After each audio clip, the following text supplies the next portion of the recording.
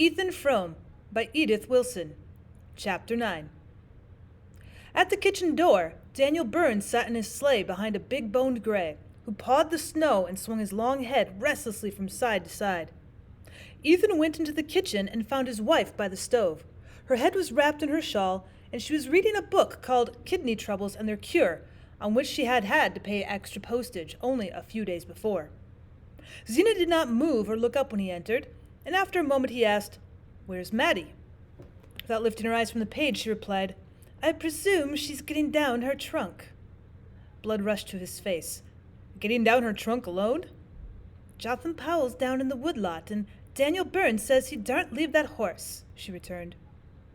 Her husband, without stopping to hear the end of the phrase, had left the kitchen and sprung up the stairs. The door of Mattie's room was shut, and he wavered a moment on the landing. "Matt," he said in a low voice, but there was no answer, and he put his hand on the doorknob. He'd never been in her room except once, in the early summer, when he'd gone there to plaster up a leak in the eaves. But he remembered exactly how everything had looked. The red and white quilt on her narrow bed, the pretty pincushion on the chest of drawers, and over it the enlarged photograph of her mother in an oxidized frame, with a bunch of dyed grasses at the back. Now these and all other tokens of her presence had vanished, and the room looked as bare and comfortless as when Zena had shown her into it on the day of her arrival. In the middle of the floor stood her trunk, and on the trunk she sat in her Sunday dress, her back turned to the door, and her face in her hands. She had not heard Ethan's call because she was sobbing, and she did not hear his step till he stood close behind her and laid his hands on her shoulders. "Matt, oh don't. Oh, Matt." She started up, lifting her wet face to his. "Ethan, I thought I wasn't ever going to see you again." He took her in his arms, pressing her close, and with a trembling hand smoothed away the hair from her forehead. "Will not see me again? What do you mean?" She sobbed out. "Jotham said you told him we wasn't to wait dinner for you, and I thought—" "You thought I meant to cut it?" he finished for her grimly. She clung to him without answering, and he laid his lips on her hair, which was soft yet springy, like a certain moss on warm slopes, and had the faint woody fragrance of fresh sawdust in the sun. Through the door they heard Zena's voice calling out from below. "Well, Daniel Burns says you better hurry up if you want him to take that trunk." They drew apart with stricken faces. Words of resistance rushed to Ethan's lips and died there. Maddie found her handkerchief and dried her eyes, and then, bending down, she took hold of a handle of the trunk. Ethan put her aside. "No, you let go, Matt," he ordered her. She answered, "It takes two to coax it round the corner."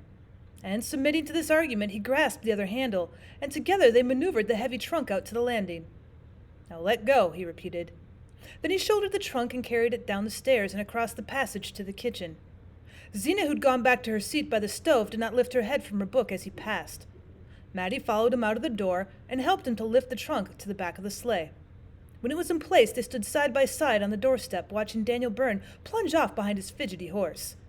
Well, it seemed to Ethan that his heart was bound with cords which an unseen hand was tightening with every tick of the clock. Twice he opened his lips to speak to Maddie, but found no breath. At length, as she turned to re-enter the house, he laid a detaining hand on her. "I'm going to drive you over, Matt," he whispered.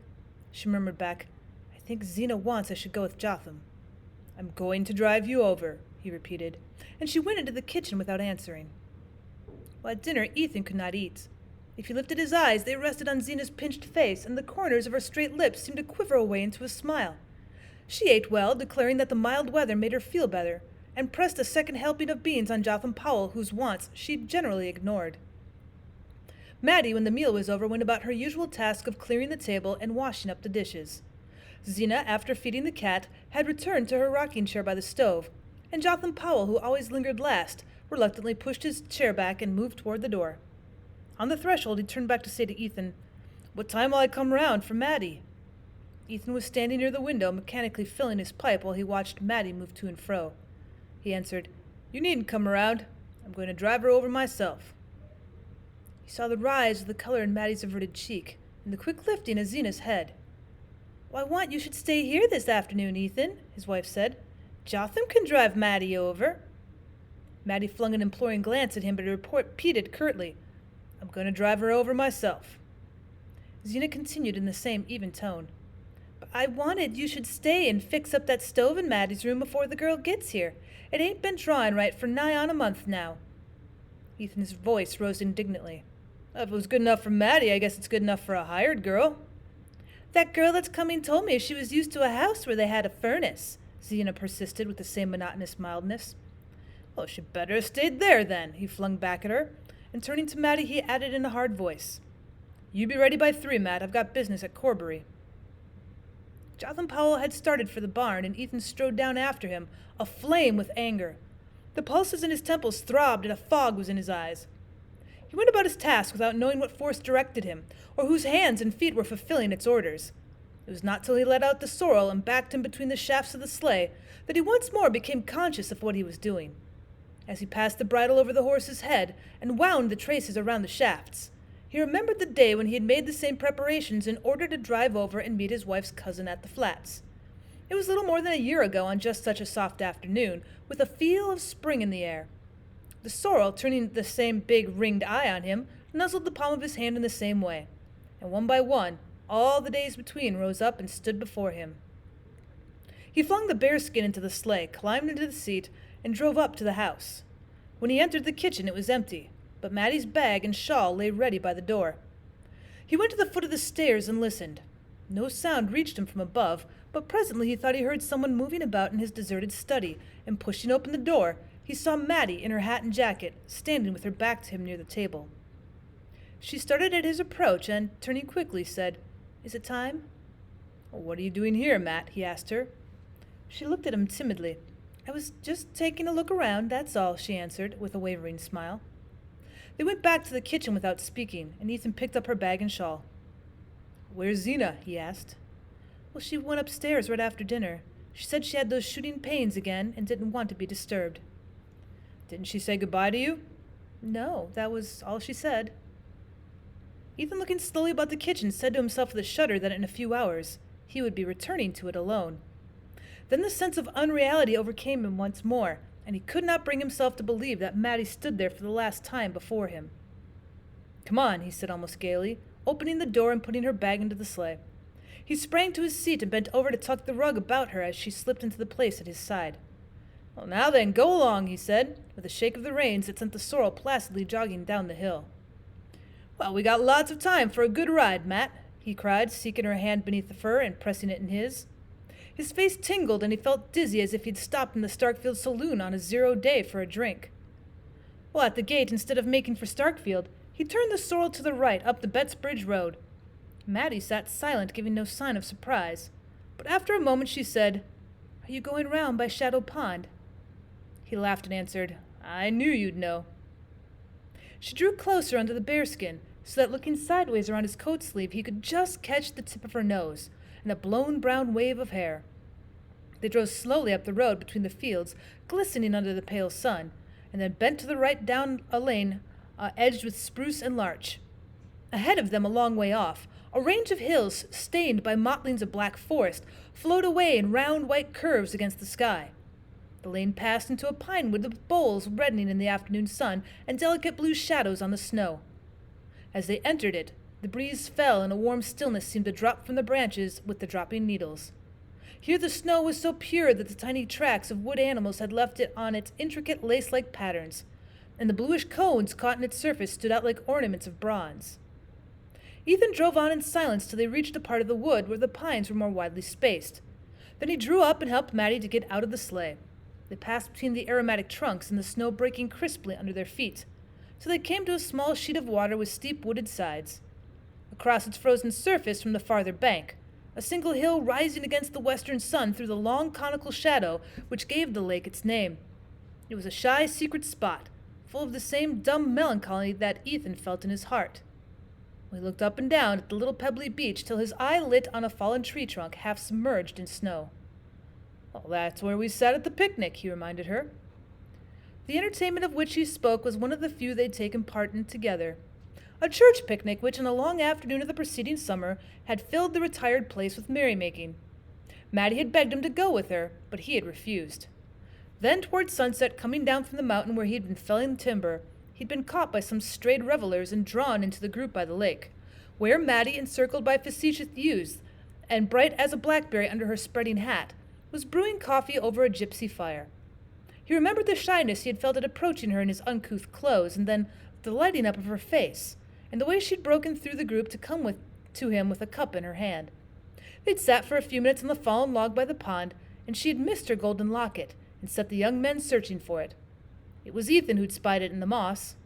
Now that was all, but their intercourse had been made up of just such inarticulate flashes, when they seemed to come suddenly upon happiness as if they'd surprised a butterfly in the winter woods. "It was right there I found your locket," he said, pushing his foot into a dense tuft of blueberry bushes. "I never saw anybody with such sharp eyes," she answered. She sat down on a tree trunk in the sun, and he sat down beside her. "Well, you were as pretty as a picture in that pink hat," he said. She laughed with pleasure. "Oh, I guess it was the hat," she rejoined. They'd never before avowed their inclination so openly, and Ethan for a moment had the illusion that he was a free man, wooing the girl he meant to marry. He looked at her hair and longed to touch it again, and to tell her that it smelt of the woods, but he had never learned to say such things. Suddenly she rose to her feet and said, "Oh, you mustn't stay here any longer." He continued to gaze at her vaguely, only half roused from his dream. "There's plenty of time," he answered. They stood looking at each other as if the eyes of each were straining to absorb and hold fast the other's image. There were things he had to say to her before they parted, but he could not say them in that place of summer memories, and he turned and followed her in silence to the sleigh. As they drove away, the sun sank behind the hill, and the pine boles turned from red to gray. By a devious track between the fields they wound back to the Starkfield road. Under the open sky the light was still clear with a reflection of cold red on the eastern hills. The clumps of trees in the snow seemed to draw together in ruffled lumps, like birds with their heads under their wings, and the sky as it paled rose higher, leaving the earth more alone. As they turned into the Starkfield road, Ethan said, "Well, Matt, what do you mean to do?" She did not answer at once, but at length she said, "Well, I'll try to get a place in the store." "You know you can't do it. The bad air and the standing all day nearly killed you before." "Well, I'm a lot stronger than I was before I came to Starkfield." "And now you're going to throw away all the good it's done you." There seemed to be no answer to this, and again they drove on for a while without speaking. With every yard of the way some spot where they had stood and laughed together or been silent clutched at Ethan and dragged him back. "Isn't there any of your father's folks could help you?" "There isn't any of 'em I'd ask." He lowered his voice to say, "You know there's nothing I wouldn't do for you if I could." "I know there isn't." "But I can't." She was silent, but she felt a slight tremor in the shoulder against his. "Oh, Matt," he broke out, "if I could have gone with you now, I'd have done it." She turned to him, pulling a scrap of paper from her breast. "Ethan, I found this," she stammered. Even in the failing light, he saw it was the letter to his wife that had begun the night before and had forgotten to destroy. Through his astonishment there ran a fierce thrill of joy. "Well, Matt," he cried, "if I could have done it, would you?" "But, Ethan, what's the use?" With a sudden movement, she tore the letter in shreds and sent them fluttering off into the snow. "Well, tell me, Matt, tell me," he adjured her. She was silent for a moment, and then she said in such a low tone that he had to stoop his head to hear her. "Well, I used to think of it sometimes. Summer nights when the moon was so bright I couldn't sleep." His heart reeled with the sweetness of it. "Well, as long ago as that?" She answered as if the date had long been fixed for her. "Well, the first time was at Shadow Pond." "Was that why you gave me my coffee before the others?" "I don't know, did I? I was dreadfully put out when you wouldn't go to the picnic with me, and then when I saw you coming down the road I thought maybe you'd gone home that way on purpose, and that made me glad." They were silent again. They had reached the point where the road dipped to the hollow by Ethan's mill, and as they descended, the darkness descended with them, dropping down like a black veil from the heavy hemlock boughs. "I'm tied hand and foot, Matt. There isn't a thing I can do," he began again. "Well, you must write to me sometimes, Ethan." "Oh, well, what good'll writing do? I want to put my hand out and touch you. I want to do for you and care for you. I want to be there when you're sick and when you're lonesome." "Well, you mustn't think but what I'll do all right." "You won't need me, you mean? I suppose you'll marry." "Oh, Ethan," she cried. "I don't know how it is you make me feel, Matt. I'd almost rather have you dead than that. Oh, I wish I was. I wish I was," she sobbed. The sound of her weeping shook him out of his dark anger, and he felt ashamed. "Don't let's talk that way," he whispered. "Why shouldn't we when it's true? I've been wishing it every minute of the day." "Now, Matt, you be quiet. Don't you say it." "There's never anybody been good to me but you." Well, don't say that either when I can't lift a hand for you. Well, yes, but it's true just the same.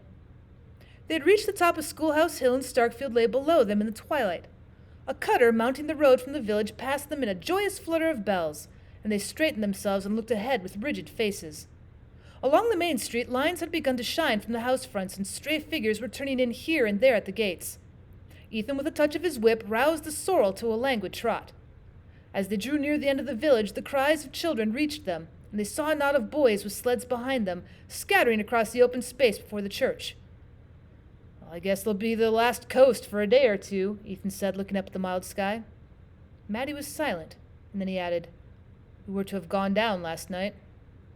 Still she did not speak, and, prompted by an obscure desire to help himself and her through their miserable last hour, he went on discursively, "Ain't it funny we haven't been down together but just that once last winter?" She answered, "It wasn't often I got down to the village." "Well, that's so," he said. They reached the crest of the Corbury Road, and between the indistinct white glimmer of the church and the black curtain of the Varnum spruces, the slope stretched away below them without a sled on its length. Some erratic impulse prompted Ethan to say, "Well, how'd you like me to take you down now?" She forced a laugh. "Why, there isn't time." "Well, there's all the time we want. Come along."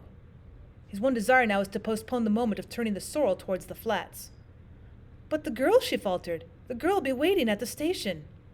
"Well, let her wait. You'd have to if she didn't. Come." The note of authority in his voice seemed to subdue her, and when he had jumped from the sleigh, she let him help her out, saying only with a vague feint of reluctance, "But there isn't a sled around anywheres." "Oh, yes, there is, right over under the spruces." He threw the bearskin over the sorrel, who stood passively by the roadside, hanging a meditative head. Then he caught Mattie's hand and drew her after him toward the sled. She seated herself obediently, and he took his place behind her, so close that her hair brushed his face. "All right, Matt," he called out, as if the width of the road had been between them. She turned her head to say, "It's dreadfully dark. Are you sure you can see?" He laughed contemptuously. "I could go down this coast with my eyes tied," and she laughed with him as if she liked his audacity. Nevertheless, he sat still a moment, straining his eyes down the long hill, for it was the most confusing hour of the evening, the hour when the last clearness from the upper skies merged with the rising night in a blur that disguises landmarks and falsifies distances. "Now!" he cried. The sled started with a bound, and they flew on through the dusk, gathering smoothness and speed as they went, and the hollow night opening out below them and the air singing by like an organ. Mattie sat perfectly still, but as they reached the bend at the foot of the hill where the big elm thrust out a deadly elbow, he fancied that she shrank a little closer. "Don't be scared, Matt," he cried exultantly as they spun safely past it and flew down the second slope. And when they reached the level ground beyond and the speed of the sled began to slacken, he heard her give a little laugh of glee. They sprang off and started to walk back up the hill. Ethan dragged the sled with one hand and passed the other through Mattie's arm. "Were you scared I'd run you into the elm?" he asked with a boyish laugh. "I told you I was never scared with you," she answered. The strange exultation in his mood had brought on one of his rare fits of boastfulness.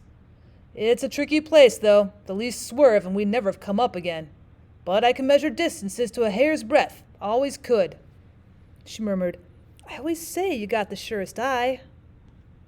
Deep silence had fallen with the starless dusk, and they leaned on each other without speaking. But at every step of their climb, Ethan said to himself, "It's the last time we'll ever walk together." They mounted slowly to the top of the hill. When they were abreast of the church, he stooped his head to her to ask, "Are you tired?" And she answered, breathing quickly, "It was splendid." With a pressure of his arm, he guided her towards the Norway spruces. "Well, I guess the sled must be Ned Hale's. Anyhow, I'll leave it where I found it." He drew up the sled up to the Varnum gate and rested it against the fence. As he raised himself, he suddenly felt Mattie close to him among the shadows. "Is this where Ned and Ruth kissed each other?" she whispered breathlessly, and flung her arms about him. Her lips, groping for his, swept over his face, and he held her fast in a rapture of surprise. "Goodbye, goodbye," she stammered, and kissed him again. "Oh, Matt, I can't let you go," broke from him the same old cry. She freed herself from his hold, and he heard her sobbing. "Oh, I can't go either," she wailed. "Well, Matt, what'll we do? What will we do?" They clung to each other's hands like children, and her bodies shook with desperate sobs. Through the stillness, they heard the church clock striking 5. "Oh, Ethan, it's time," she cried. He drew her back to him. "Well, time for what?" You don't suppose I'm going to leave you now? If I miss my train, where'd I go? Well, where are you going if you catch it? She stood silent, her hands lying cold and relaxed in his. What's the good of either of us going anywheres without the other one now, he said. She remained motionless as if she'd not heard him. Then she snatched her hands from his, threw her arms about his neck, and pressed a sudden drenched cheek against his face. Ethan, I want you to take me down again. Down where? The coast, right off, she panted. So it will never come up any more. Matt, what on earth do you mean? She put her lips close against his ear to say, right into the big elm. You said you could, so we'd never have to leave each other anymore. Why, what are you talking of? You're crazy. I'm not crazy, but I will be if I leave you. Oh, Matt, he groaned. She tightened her fierce hold about his neck. Her face lay close to his face. Ethan, where'll I go if I leave you? I don't know how to get along alone. You said so yourself just now. Nobody but you was ever good to me, and there'll be that strange girl in the house, and she'll sleep in my bed where I used to lay nights and listen to hear you come up the stairs. The words were like fragments torn from his heart. With them came the hated vision of the house he was going back to, of the stairs he'd have to go up every night, and of the woman who would wait for him there. And the sweetness of Mattie's avowal, the wild wonder of knowing that at last, that all that had happened to him had happened to her too, and made the other vision more abhorrent, the other life, more intolerable to return to. Her pleading still came to him between short sobs, but he no longer heard what she was saying. Her hat had slipped back, and he was stroking her hair. He wanted to get the feeling of it into his hand so it would sleep there like a seed in winter. Once he found her mouth again, and they seemed to be by the pond together in the burning August sun. But his cheek touched hers, and it was cold and full of weeping, and he saw the road to the flats under the night, and heard the whistle of the train up the line. The spruces swathed them in blackness and silence. They might have been in their coffins underground. He said to himself, well, perhaps it'll feel like this. And then again, well, after this I shan't feel anything. Suddenly he heard the old sorrel whinny across the road and thought, well, he's wondering why he doesn't get his supper. Come, Mattie whispered, tugging at his hand. Her somber violence constrained him. She seemed the embodied instrument of fate. He pulled the sled out, blinking like a nightbird as he passed from the shade of the spruces into the transparent dusk of the open. The slope below them was deserted. All of Starkfield was at supper, and not a figure crossed the open space before the church. The sky, swollen with the clouds that announced a thaw, hung as low as before a summer storm. He strained his eyes to the dimness, and they seemed less keen and less capable than usual. He took his seat on the sled, and Mattie instantly placed herself in front of him. Her hat had fallen into the snow, and his lips were in her hair. He stretched out his legs, drove his heels into the road to keep the sled from slipping forward, and bent her head back between his hands, then suddenly sprang up again. Get up, he ordered her. It was the tone she always heeded, but she cowered down in her seat, repeating vehemently, No, no, no. Get up. Why? I want to sit in front. Well, no, how can you steer in front? I don't have to. We'll follow the track. They spoke in smothered whispers as though the night were listening. Get up, he urged her, but she kept on repeating, But why do you want to sit in front? Because I want to feel you holding me, he stammered, and dragged her to her feet. The answer seemed to satisfy her, or else she yielded to the power of his voice. He bent down, feeling in the obscurity for the glassy slide worn by preceding coasters, and placed the runners carefully between its edges. She waited while he seated himself with crossed legs in the front of the sled. Then she crouched quickly down at his back and clasped her arms about him. Her breath in his neck set him shuddering again, and he almost sprang from his seat. But in a flash, he remembered the alternative. She was right. This was better than parting. He leaned back and drew her mouth to his. Just as they started, he heard the sorrel's whinny again and the familiar wistful call, and all the confused images it brought with it went with him down the first reach of the road.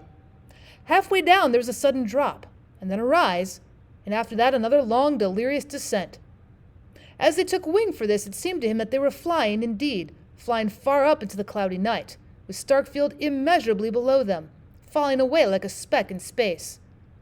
Then the big elm shot up ahead, lying in wait for them at the bend of the road, and he said between his teeth, We can fetch it. I know we can fetch it.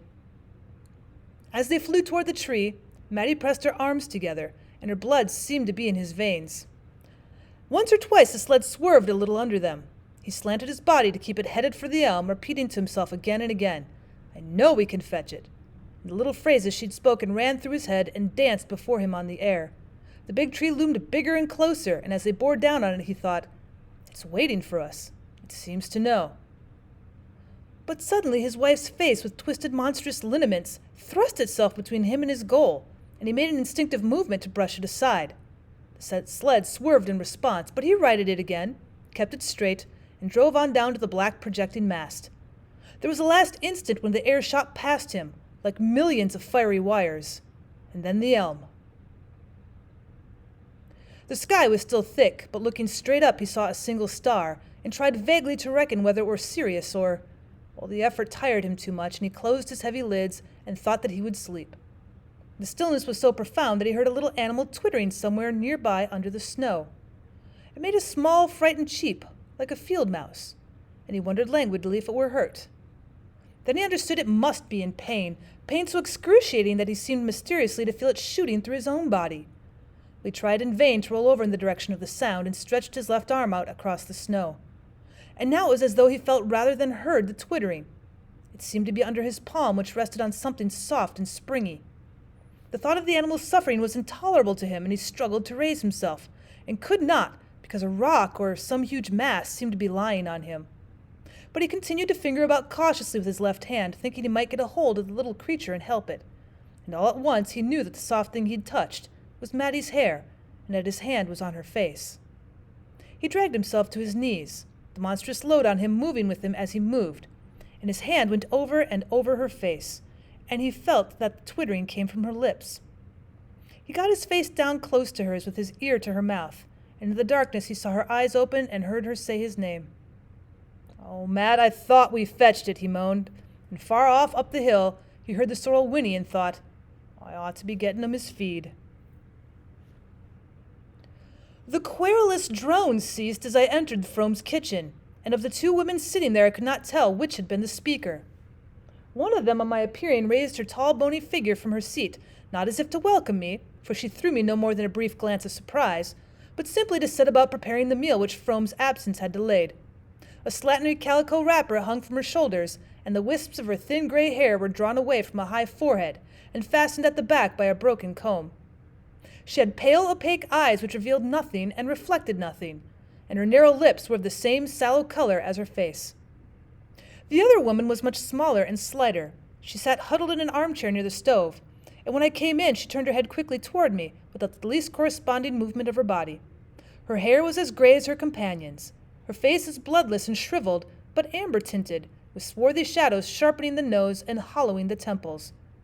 Under her shapeless dress her body kept its limp immobility, and her dark eyes had the bright witch-like stare that disease of the spine sometimes gives. Even for that part of the country the kitchen was a poor-looking place. With the exception of the dark-eyed woman's chair, which looked like a soiled relic of luxury that brought a country auction, the furniture was of the roughest kind. 3 coarse china plates and a broken-nosed milk jug had been set on a greasy table, scored with knife cuts, and a couple of straw-bottomed chairs and a kitchen dresser of unpainted pine stood meagerly against the plaster walls. "My, it's cold here. The fire must be almost out," Frome said, glancing about him apologetically as he followed me in. The tall woman who moved away from us toward the dresser took no notice, but the other from her cushioned niche answered complainingly in a high, thin voice. "It's only just been made up this very minute. Zena fell asleep and slept ever so long, and I thought I'd be frozen stiff before I could wake her up and get her to tend to it." I knew then that it was she who had been speaking when we entered. Her companion, who was just coming back to the table with the remains of a cold mince pie and a battered pie dish, set down her unappetizing burden without appearing to hear the accusation brought against her. Frome stood hesitatingly before her as she advanced, and then he looked at me and said, "Well, this is my wife, Miss Frome." And after another interval he added, turning toward the figure in the armchair, "And this is Miss Mattie Silver." Mrs. Hale, tender soul, had pictured me as lost in the flats and buried under a snowdrift, and so lively was her satisfaction on seeing me safely restored to her the next morning that I felt my peril had caused me to advance several degrees in her favor. Well, great was her amazement and that of old Mrs. Varnum on learning that Ethan Frome's old horse had carried me to and from Corbury Junction through the worst blizzard of the winter. Greater still their surprise when they heard that his master had taken me in for the night. Beneath their wondering exclamations I felt a secret curiosity to know what impressions I'd received from my night at the Frome household, and divined that the best way of breaking down their reserve was to let them try to penetrate mine. I therefore confined myself to saying in a matter-of-fact tone that I had been received with great kindness, and that Frome had made a bed for me in a room on the ground floor, which seemed in happier days to have been fitted up as a kind of writing room or a study. Well, Mrs. Hale mused, in such a storm I suppose he felt he couldn't do less than take you in. But I guess it went hard with Ethan. I don't believe but what you're the only stranger set foot in that house for over 20 years. He's that proud, he don't even like his oldest friends to go there, and I don't know as any do any more except myself and the doctor. You still go there, Mrs. Hale? I ventured. Well, I used to go a good deal after the accident, when I was first married. But after a while I got to think it made them feel worse to see us. And then one thing and another came, and I got my own troubles. But I generally make out to drive over there around New Year's and once in the summer. Only I always try to pick a day when Ethan's off somewheres. It's bad enough to see the two women sitting there.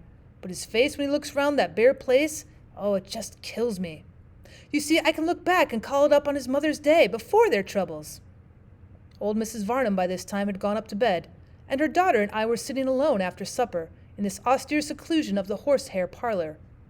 Mrs. Hale glanced at me tentatively as though trying to see how much footing my conjectures gave her, and I guessed that if she'd kept her silence till now, it was because she'd been waiting, through all the years, for someone who should see what she alone had seen. I waited to let her trust in me and gather strength before I said, Well, yes, it's pretty bad, seeing all three of them there together. She drew her mild brows into a frown of pain. It was just awful from the beginning. I was here in the house when they were carried up. They laid Mattie Silver in the room you're in. She and I were great friends, and she was to have been my bridesmaid in the spring.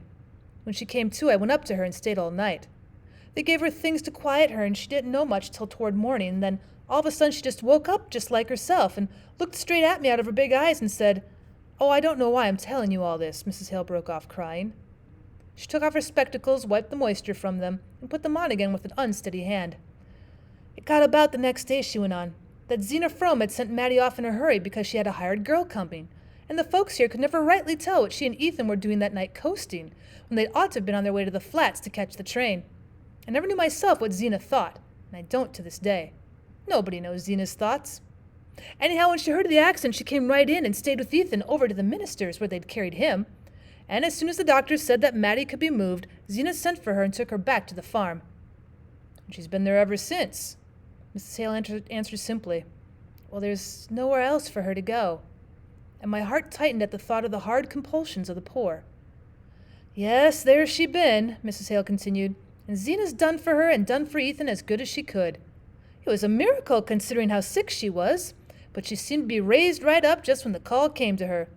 Not that she's ever given up doctoring, and she's had sick spells right along, but she's had the strength given to her care for those two for over 20 years, and before the accident came she thought she couldn't even care for herself. Mrs. Hale paused a moment, and I remained silent, plunged in the vision of what her words evoked. Well, it's just horrible for them all, I murmured. Yes, it's pretty bad. And they ain't any of them easy people either. I mean, Mattie was before the accident. I never knew a sweeter nature. But she's suffered too much. That's what I always say when folks tell me how she's soured. And Zena, she was always cranky, but not what she bears with Mattie wonderful. I've seen that myself. But sometimes the two of them get going at each other, and then Ethan's face, it would just break your heart. When I see that, I think it's him that suffers most. Well, anyhow, it ain't Zena, 'cause she ain't got the time. It's a pity, though, Mrs. Hale ended, sighing, that they're all shut up there in that one kitchen. In the summertime on pleasant days they move Mattie into the parlor or out in the dooryard, and that makes it easier. But winters there's the fires to be thought of, and there ain't a dime to spare up at the Fromes. Mrs. Hale drew a deep breath as though her memory were eased of its long burden, and she had no more to say. But suddenly an impulse to complete avowal seized her. She took off her spectacles again, leaned toward me in the beadwork table cover, and went on with a lowered voice. There was one day, about a week after the accident, when they all thought Mattie couldn't live. Well, I say it's a pity she did. I said it right out to our minister once, and he was shocked at me. Only he wasn't with me that morning when she first came to. And I say if she had died and Ethan might have lived, and the way they are now, I don't see there's much difference between the Fromes up at the farm and the Fromes down at the graveyard, except that down there they're all quiet, and the women have got to hold their tongues.